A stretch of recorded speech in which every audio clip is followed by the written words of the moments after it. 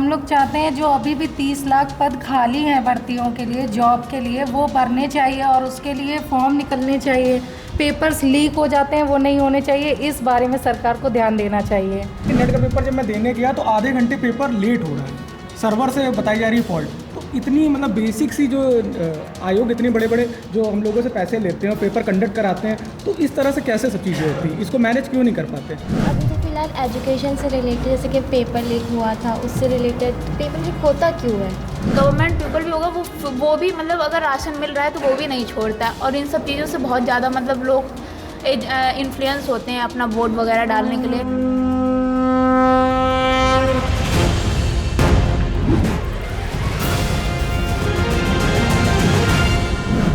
नमस्कार। पिछले 2 सप्ताह से भी अधिक समय से आप हमें देख रहे हैं। हम अलग अलग लोकसभा क्षेत्रों में जा रहे हैं, आपको वहाँ के प्रत्याशियों से मिलवा रहे हैं, वहाँ के मुद्दे बता रहे हैं, मतदाताओं के बीच जा रहे हैं।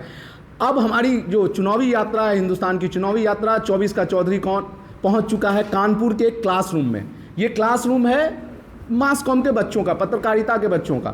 हम इनसे समझेंगे इनके मुद्दे क्या हैं। ये ज़्यादातर इसमें से फर्स्ट टाइम वोटर होंगे। फर्स्ट टाइम वोटर से संवाद इसलिए ज़रूरी होता है क्योंकि उनके मुद्दे नए होते हैं। खाए अघाए और वैचारिक रूप से जो पुराने लोग होते हैं वो घिसे पिटे मुद्दों पर बात करते हैं। तो हमारे बीच कुछ बच्चे हैं पत्रकारिता के, उनसे जानते हैं कि वो जब वोट करने जाते हैं या वो जब राजनीति की बात करते हैं तो उनके लिए कौन से मुद्दे अहम हैं, किन मुद्दों के बारे में वो सोचते हैं, कौन से मुद्दे उन्हें प्रेरित करते हैं। क्या नाम है आपका?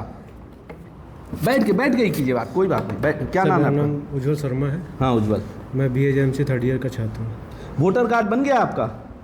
अभी नहीं बनाया हुआ है। तो मतलब उम्र, वोट डालने की उम्र तो हो गई होगी ना? हो गई है, पर एक्चुअली में कुछ प्रॉब्लम थी तो उस वजह से वोटर कार्ड नहीं अच्छा बना। चलिए कोई बात नहीं। तो जब घर परिवार में राजनीति की बात होती होगी, आपके आस पास पड़ोस में भी बात होती होगी, साथियों से भी बात करते होंगे, कौन से मुद्दे हैं जो आप लोगों को लगता है कि जो प्रेरित करते हैं, जो लगता है कि इन मुद्दों पर बात होनी चाहिए, नेता इन मुद्दों पर बात नहीं कर रहे हैं, हमारे मुद्दे ये हैं? कौन से मुद्दे हैं आप लोगों के? हमारा मुद्दा ये है कि पहले तो मैं ग्रामीण क्षेत्र से आता हूँ। वहाँ पे जैसे किसानों के लिए कोई भी चीज़ नहीं है कि उनके जो भी उनकी प्रॉब्लम्स है, फसल के लिए प्रॉब्लम्स है, उसके बारे में कोई भी नेता बात नहीं करता है। तो ये सारी चीज़ें और शिक्षा पर है हमारे मुद्दे। शिक्षा पर क्या मुद्दे हैं आपके? शिक्षा पर कि किस तरीके से पढ़ाई होनी चाहिए और किस तरीके से उसको आगे ले के जाना चाहिए। ठीक। क्या नाम है आपका? रितिका श्रीवास्तव। रितिका, आप कानपुर की हैं या बाहर से यहाँ पढ़ाई करने आई? नहीं, मैं प्रॉपर कानपुर से हूँ। अच्छा, प्रॉपर कानपुर की हैं। वोट पहले इससे पहले दिया है आपने? नहीं, अभी तक नहीं। इस बार पहली बार वोट डालेंगे? हाँ। जब आप पहली बार वोट डालने जाएंगी तो घर परिवार में बात होती है कि किसको वोट करना है, या खुद डिसाइड करेंगी कि मैं अपना वोट खुद निर्णय लेकर डालूंगी? नहीं, हम खुद डिसाइड करेंगे कि हमें अपना कीमती वोट किसे देना है। अच्छा, तो कौन से मुद्दे होंगे आपके? मतलब एक मन तो बना ही लिया होगा, 13 तारीख को वोटिंग है आपके यहाँ, तो एक विचार मन तो बन ही रहा होगा ना कि इनके मुद्दे अच्छे हैं, या हमें ये नहीं जानना है कि कौन सी पार्टी को वोट करेंगे आप, मतलब कौन से मुद्दे हैं जिसको लेकर आप लोग थोड़ा सा वोट करने के लिए उत्सुक रहते हैं? हम लोग चाहते हैं जो अभी भी 30 लाख पद खाली हैं भर्तियों के लिए, जॉब के लिए, वो भरने चाहिए और उसके लिए फॉर्म निकलने चाहिए। पेपर्स लीक हो जाते हैं, वो नहीं होने चाहिए। इस बारे में सरकार को ध्यान देना चाहिए। पेपर लीक बहुत बड़ा मुद्दा है, क्योंकि कई सारी परीक्षाओं के, अभी यूपी पुलिस की भी निकला था, आरओ का भी, तो पेपर लीक हो गए। हम कुछ जगहों पे बच्चों से बात कर रहे थे, वो कह रहे थे कि हमारा एक बार पेपर लीक होता है तो 6 महीने 7 महीने बर्बाद हो जाता है। किसानों की फसल नष्ट होती है तो उनको मुआवजा मिलता है, हमारा भी समय बर्बाद होता है, हमें भी उसका कुछ मुआवजा मिलना चाहिए। क्या सोचना है इस पे आपका? मुआवजा मिलना चाहिए, वो उनकी अपनी सोच है, लेकिन मुझे लगता है कि पेपर लीक होते ही क्यों है, इस बात पे कोई एक्शन लेना चाहिए ना। पेपर लीक होने ही नहीं चाहिए तो छात्रों का समय वेस्ट होगा ही नहीं। नहीं, सरकार तो कह रही हमने एक्शन लिया है, तुरंत 17 लोगों की गिरफ्तारी हुई है, और हम क्या कर सकते हैं? सरकार का पक्ष ये आता है। सरकार तो कुछ ना कुछ कहेगी, पर हम भी तो आगे देखेंगे ना कि वो उस बात पे अमल हो रहा है या नहीं हो रहा है। आगे पेपर लीक होंगे या नहीं होंगे तब हमें पता चलेगा ना। अच्छा, जब आप वोट डालने जाती हैं तो आपके लिए जो आपका स्थानीय प्रत्याशी है, अलग अलग पार्टियों ने अलग अलग उम्मीदवार दिए हैं। कांग्रेस से आलोक शर्मा हैं, बीजेपी से रमेश अवस्थी हैं, या आप उम्मीदवार देखती हैं या जो केंद्र में राहुल गांधी हैं, नरेंद्र मोदी हैं, उनका चेहरा देखकर वोट डालती हैं? नहीं, मैं किसी का चेहरा देखकर वोट नहीं डालती हूँ। जो काम करता है, विकास के लिए काम कर रहा है, मैं उसको वोट देती हूँ। दोनों प्रत्याशी तो पहली बार हैं, तो कैसे पता चलेगा कौन काम कर रहा है? अब वो जब काम करेंगे तो पता चलेगा। हम सोचेंगे समझेंगे उन्होंने पहले क्या काम किए हैं, क्या नहीं किए हैं, उसके बारे में सोच कर, पढ़ कर, समझ कर तब हम अपना वोट देंगे। ठीक है, ठीक है। कह रही हैं कि आप उनका बैकग्राउंड चेक करेंगी और उसके बाद फैसला करेंगी। क्या नाम है आपका? रजत पटेल। रजत यहीं के रहने वाले हैं? जी, कानपुर का ही हूँ। आपकी साथी ने एक सवाल उठाया कि बार बार पेपर लीक हो जाते हैं। हाँ। ठीक है, और आप लोगों का समय बर्बाद होता है। आपने पत्रकारिता की पढ़ाई के अलावा किसी और कंपटीशन की भी तैयारी कर रहे हैं आप? जी, मैं हाल ही में और भी कंपटीशन जैसे देता रहता हूँ। तो जैसे अभी नेट का ही पेपर देने गया, तो नेट का पेपर देने के आप पीजी के छात्र हैं? जी, ठीक है। तो देने गया, जैसे उसमें भी देखा जाता है कि दिल्ली से ऑनलाइन मोड में पेपर हो रहा है, ठीक। लेकिन उसमें भी देखा गया कि नेट का पेपर जब मैं देने गया तो आधे घंटे पेपर लेट हो रहा है, सर्वर से बताई जा रही है फॉल्ट। तो इतनी मतलब बेसिक सी जो आयोग इतने बड़े बड़े जो हम लोगों से पैसे लेते हैं और पेपर कंडक्ट कराते हैं, तो इस तरह से कैसे सब चीज़ें होती हैं? इसको मैनेज क्यों नहीं कर पाते और फिर बाद में हम लोगों को भुगतना पड़ता है? नहीं, उसमें मैं समझना चाह रहा था कि उसमें आप लोगों को क्या भुगतना पड़ता है। मान लीजिए आधा घंटा पेपर लेट हो गया, हाँ, ठीक है, तो उसमें उसके क्या आपको साइड इफेक्ट, मतलब उसमें क्या दुष्परिणाम आपके सामने? सर भुगतना ये पड़ता है कि आधे घंटे से और थोड़ा सा ज़्यादा होता तो पेपर कैंसिल हो जाता, फिर ही कंडक्ट होता। अच्छा, तकनीकी वजह से भी पेपर कैंसिल हो जाता, लीक ना भी हो तो भी तकनीकी से। क्या नाम है आपका? सौम्या। पीजी की छात्रा है या ग्रेजुएशन की? पीजी की। इससे पहले वोट डाला है? नहीं, फर्स्ट टाइम वोट डालेंगी। तो जब फर्स्ट टाइम वोट डालना भी एक नया अनुभव होता है, हम सब ने उस फेज को देखा है, अनुभव किया है। क्या है मन में कि मतलब वोट डालने जाऊंगी तो क्या सोचकर वोट डालूंगी, घर परिवार के हिसाब से वोट डालूंगी, अपने हिसाब से वोट डालूंगी, कि इन मुद्दों पर वोट डालूंगी? क्या कुछ है आपके मन में चल रहा है? अभी तो फिलहाल एजुकेशन से रिलेटेड, जैसे कि पेपर लीक हुआ था, उससे रिलेटेड पेपर लीक होता क्यों है? नहीं, इसका जवाब हमारे पास भी नहीं। यही जवाब आप लोगों को सरकारों से पूछना है। सरकार से पूछना है कि पेपर लीक होता क्यों है। और मतलब एजुकेशन, जैसे सरकारी स्कूल है और प्राइवेट स्कूल है। प्राइवेट स्कूल की कंडीशन बहुत अच्छी है, बस जो सरकारी स्कूल है मतलब लोग भेजते नहीं है क्योंकि वहाँ की कंडीशन नहीं अच्छी है। वहाँ मतलब ऐसा क्या है कि लोग प्राइवेट स्कूल की जगह सरकारी स्कूल में भेजें। पर सरकार कहती है कि हम जनसंख्या बहुत बढ़ गई है, हम उतने स्कूल नहीं खोल सकते हैं, ठीक है। और इस सरकारों का दावा ये भी है कि सरकारी स्कूलों की स्थिति बेहतर हुई है। कई टीचरों के साथ भी हमने प्रोग्राम किया, वो भी कह रहे हैं कि पहले से ज़्यादा, मतलब आम नागरिकों का भी कहना है कि पहले से लोग ज़्यादा रेगुलर जा रहे हैं। क्या ऐसा आप लोगों को दिख रहा है ग्राउंड पर? नहीं, फिलहाल तो नहीं दिख रहा है। अच्छा, फिलहाल नहीं दिख रहा है। क्योंकि अभी हाल ही में मैं जगह गई थी तो वहाँ पे जो प्राइवेट सरकारी स्कूल था, बहुत बेकार कंडीशन थी वहाँ की। अच्छा, नहीं, जगह का नाम बता सकती हैं आप? नौबस्ता के आगे स्कूल है, कानपुर में। कानपुर में। आप भी फर्स्ट टाइम वोटर होंगी? जी। तो जब वोट डालने से पहले क्या आप लोग पार्टियों के घोषणा पत्र को पढ़ती हैं? फिलहाल अभी तक तो नहीं पढ़ा हुआ है मैंने। अच्छा, चलिए, राहुल गांधी ने मतलब कांग्रेस ने एक घोषणा की है कि हम 1 लाख रुपए प्रति घर में देंगे लोगों को, तो 8,500 रुपये प्रति महीने। समाजवादी पार्टी ने भी कुछ अमाउंट कम रखा है घोषणा में, इसी तरह की घोषणाएं की हैं। क्या इस तरह की जो घोषणाएं होती हैं, मौजूदा सरकार भी किसान सम्मान निधि के तौर पर 6,000 रुपये महीने दे रही है, फ्री में अनाज दे रही है, क्या इस तरह की जो घोषणाएं होती हैं, जिसको एक जो पत्रकारिता में या साहित्य की भाषा में हम लोग कहते हैं मुफ्त रेवड़ियाँ बांटी जा रही, ये सब मुद्दे आप लोगों को प्रभावित करते हैं, या आपको लगता है कि इस तरह की राजनीति या इस तरह की चीज़ें बंद होनी चाहिए? इस तरह की चीज़ें बंद होनी चाहिए फिलहाल, लेकिन ये लोगों को बहुत प्रभावित करती है, फिर वो जहाँ एजुकेटेड पीपल क्यों ना हो। आजकल एक मतलब गवर्नमेंट पीपल भी होगा, वो भी मतलब अगर राशन मिल रहा है तो वो भी नहीं छोड़ता, और इन सब चीज़ों से बहुत ज़्यादा मतलब लोग इन्फ्लुएंस होते हैं अपना वोट वगैरह डालने के लिए। अभी काफ़ी जगह मतलब ये है कि ये लोग अभी निकाल रहे हैं ये सारी स्कीमें, तो इससे ये होगा कि उनको काफ़ी वोट मतलब मिलेंगे, लेकिन ये सब नहीं करना चाहिए। वोट अपनी इच्छा से चूज़ करना चाहिए लोगों को, इन सब चीज़ों से इन्फ्लुएंस नहीं होना चाहिए लोगों को। अच्छा, ये सरकार जो प्रदेश सरकार है आपके यहाँ 7 साल से, वो कह रही है कि हमने सुरक्षा की स्थिति बहुत अच्छी की है, सड़क की स्थिति बहुत अच्छी की है, बिजली की स्थिति बहुत अच्छी की है। कुछ अगर आप लोग जब, क्योंकि सुरक्षा का जब बात होती है ना, तो सबसे पहले महिला सुरक्षा की बात होती है। क्या आप लोग अब पहले की तुलना में सड़कों पर ज़्यादा सुरक्षित महसूस करती हैं?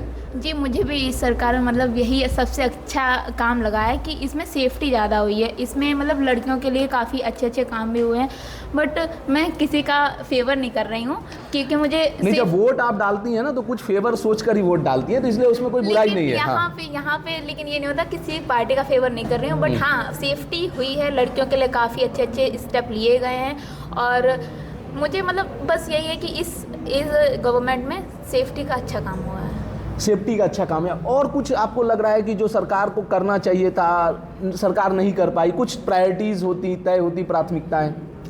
एक तो ये है कि एजुकेशन पॉलिसी जो गवर्नमेंट और ये क्या बोलते हैं प्राइवेट स्कूल्स हैं, इसमें टीचर्स को प्राइवेट स्कूल में तो अच्छा खासा ठीक है चलो, लेकिन गवर्नमेंट में ये है कि टीचर्स कोई कॉलेजों में, आज ही मेरे सर पढ़ा रहे थे कि कोई कॉलेजों में एक ही टीचर होता है स्कूल्स, मतलब प्राइमरी स्कूल्स में, और फिर उनको भी अलग अलग जगह पे काम पे लगा देते हैं। फिर चाहे वो कैसा भी काम, अगर वोटर लिस्ट है उसमें लगा देंगे, कहीं कोई और काम है उसमें लगा देंगे, पढ़ाई पे ध्यान ही नहीं जा रहा। छात्र और शिक्षकों के अनुपात ठीक करने की बात कर रही हैं। चलिए, क्या नाम है आपका? निशांत पटेल नाम है। निशांत ग्रेजुएशन के छात्र हैं कि पोस्ट ग्रेजुएशन के? ग्रेजुएशन के। इससे पहले निशांत आपने वोट दिया है?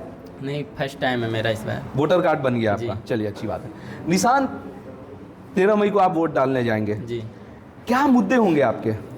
मेरे हिसाब से इस बार मेन मुद्दा सभी का वही है, बेरोजगारी और महंगाई भी दिन पर दिन बढ़ती जा रही है, सभी देख रहे हैं आप लोग। और जो इंसान की आय है वो नहीं बढ़ रही है, तो सरकार को इसके लिए कदम उठाने चाहिए और रोज़गार के लिए अच्छे विकल्प देने चाहिए लोगों को, और अच्छी सी जॉब सभी को प्रोवाइड करानी चाहिए जो भी बेरोज़गार लोग हैं। और अभी SPSS और लोक नीति का जो सर्वे आया हुआ है उसके हिसाब से सबसे ज़्यादा जो बेरोज़गारी है वो अपने भारत में इस समय है, और इन 10 सालों में सबसे ज़्यादा बेरोज़गारी आई हुई है। सबसे ज़्यादा बेरोजगारी भारत में है। ये कौन सा CSDS लोक नीति की सर्वे की बात कर रहे हैं आप? जी नहीं, खैर वो तो इंटरनल सर्वे है, एनीवे मतलब यहीं का सर्वे है जी। इंटरनल। ये बताइए, आपने बात की कि बेरोजगारी है या महंगाई है, कुछ राष्ट्रीय मुद्दे जो होते हैं, जैसे हम कल कुछ छात्रों से बात कर रहे थे जी, तो उनका कहना था कि हम जो रक्षा को लेकर या विदेश नीति को लेकर जो काम हो रहा है वो सब भी हम वोट करते वक्त ध्यान में रखते हैं। तो आप लोगों को भी ऐसा कुछ ध्यान में आता है कि इस सरकार की विदेश नीति क्या है, भारत की साख कहाँ है दुनिया में, ये सब मुद्दे भी आप लोगों के लिए होते हैं? जब आप विदेश नीति की बात करते हैं तो विदेश नीति तो बढ़ेगी ही, जब देश का विकास होगा तो अपना देश भी मजबूत होगा और वो तो प्रोग्रेस करेगा ही। आप GDP की बात करते हैं, GDP ऐसे थोड़ी बढ़ जाएगी जब तक अपने जो इंसान है, जो इंडिया का जो भी लोग हैं उनकी आय नहीं बढ़ेगी। तो GDP ऐसी थोड़ी सिर्फ हवाई आपने बोल दिया इतनी GDP बढ़ गई, इतनी ये हो गई, तो ऐसे नहीं हो सकता ना। चलिए, जो ग्राउंड रिपोर्ट देखनी पड़ेगी उसकी। अच्छा, आप कह रहे कि जमीन पर GDP के आंकड़े बढ़ रहे हैं पर जमीन पर भी बदलाव आना चाहिए। क्या नाम है आपका? सर, मेरा नाम सागर है, मैं PGU का स्टूडेंट हूँ। मेरा व्यू ये है कि जैसे कि आप स्टूडेंट से बात करेंगे तो वो रोज़गार की बात करेगा, स्टडी की बात करेगा, आप घर में जाके पिताजी से बात करेंगे तो महंगाई की बात करेगा। लेकिन इस बार हमें चुनाव में ये देखना चाहिए कि पूरा एक व्यू ये रखना चाहिए कि हमें देश को बचाने के लिए वोट देना चाहिए। जैसे आजकल जो देश में हालात चल रहे हैं, रोज़गार तो ये नेताओं के लिए बहुत बड़ी बात होगी, ये नहीं कर पाएंगे। पहले आप देश बचा लो, रोज़गार बाद में मिल जाएगा। अच्छा, देश बचा लो, देश पर क्या खतरा दिख रहा है आपको? बिल्कुल सर, डेमोक्रेसी खतरे में है आज की डेट में।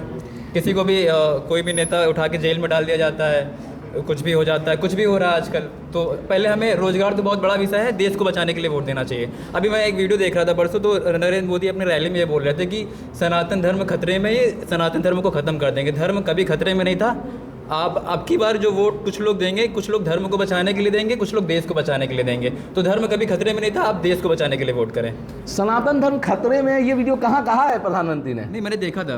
अच्छा, अक्सर वो तो ऐसी बात करते रहते हैं। अच्छा, नहीं ठीक है, वो आपका तो ठीक है, धर्म खतरे में है। कुछ कंपटीशन की भी तैयारी कर रहे हैं आप? नहीं सर, मैं फिलहाल ये बीजे का स्टूडेंट हूँ। बीजे का स्टूडेंट, ठीक है।